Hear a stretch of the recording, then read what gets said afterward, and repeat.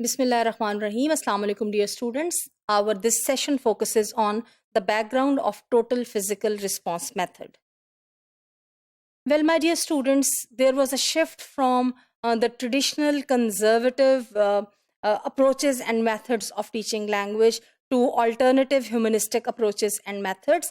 And the objective of this session is to give you an introduction to the alternative humanistic approaches and methods, and to give you or to provide you a background of the total physical response method. Well, TPR or total physical response is a language teaching method built around the coordination of speech and action. It attempts to teach language through physical motor activity.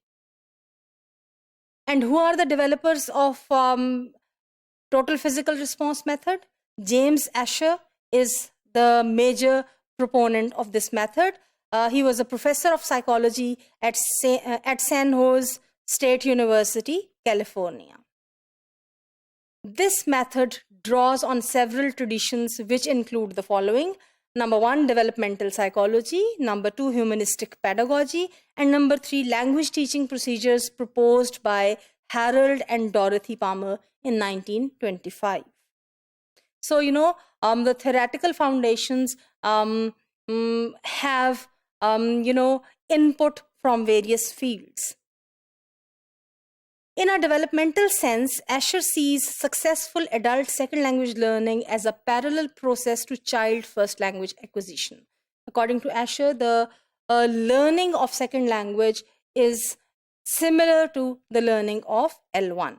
He claims that speech directed to young children consists primarily of commands which children respond to physically before they begin to produce verbal responses. So since total physical response is based on motor activity, on physical response activity, so as children learn their L1 according to Asher, they learn it through commands or through imperatives.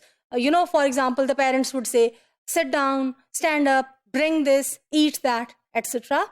And what would be the response of the children or these young learners of L1? They would not respond through through sounds or through words. What they would respond through would be a motor activity. What they would respond through would be a physical action.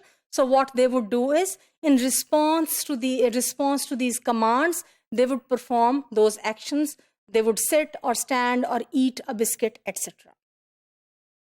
And according to Asher, the same formula applies to L2.